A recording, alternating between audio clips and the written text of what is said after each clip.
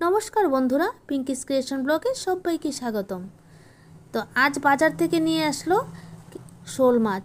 আর শোল মাছগুলো তো জীবিত, তাই আমি কাটতে পারি না, সেজন্য একটু সময় ফ্রিজে রেখে তারপর মরে যাওয়ার পর তারপর কেটে ভালো করে ধুয়ে পরিষ্কার করে নিয়েছি। আমি জীবিত মাছ কাটতে পারি না, তাই একটু সময় ফ্রিজে রাখতে হয়েছে। যাই হোক, এবার একটা প্লেটে নিয়েছি কয়েকটা শুকনো লঙ্কা, কাঁচা লঙ্কা, আদা এবং টমেটো। এগুলোকে মিক্সিং জারে নিয়ে একটু সময় পেস্ট করে নেব। আর তার মধ্যে পেস্ট করার আগে তার মধ্যে দিয়ে দিচ্ছি 1 চামচ ধনে গুঁড়ো। ধনে গুঁড়ো দেওয়ার পর অল্প একটু জল দিয়ে দেব, কারণ টমেটোতে এমনিতে জল থাকে, তাই জল বেশি দেব না, আবার অল্প একটু দিতেও হবে, না হলে পেস্টটা ভালো হবে না। যাই হোক, একদম মিহি পেস্ট করে নিয়েছি।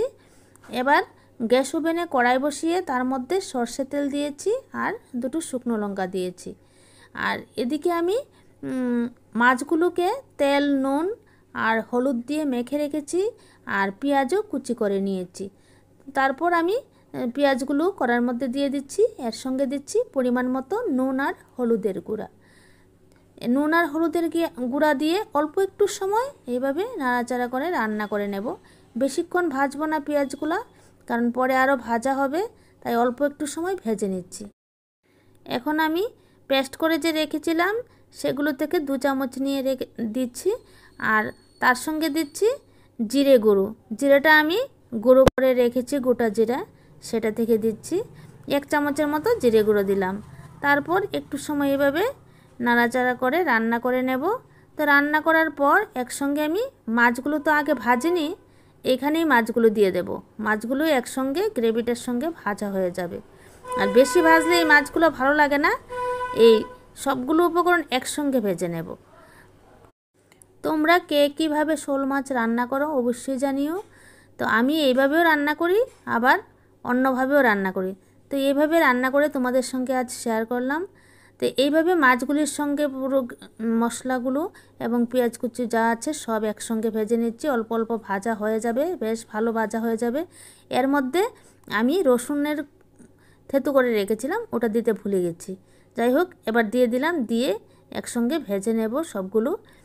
অল্প একটু রসুন দিতে হয়, আর সেটা একদম খুব সুস্বাদু একটা রেসিপি হয়। আর তোমরা জানি না এইভাবে রান্না করে খাও কি না, যদি না খাও তাহলে একদিন অবশ্যই ট্রাই করে দেখো, ভীষণ মজাদার, সবাই ভালোবাসবে এই রান্নাটা। এইভাবেই একটু সময় রান্না করে নেব এবং সবগুলো উপকরণ একসঙ্গে ভাজা ভাজা করে নেব। তারপর লাস্ট মোমেন্টে আমি দিচ্ছি গরম মশলার গুঁড়ো।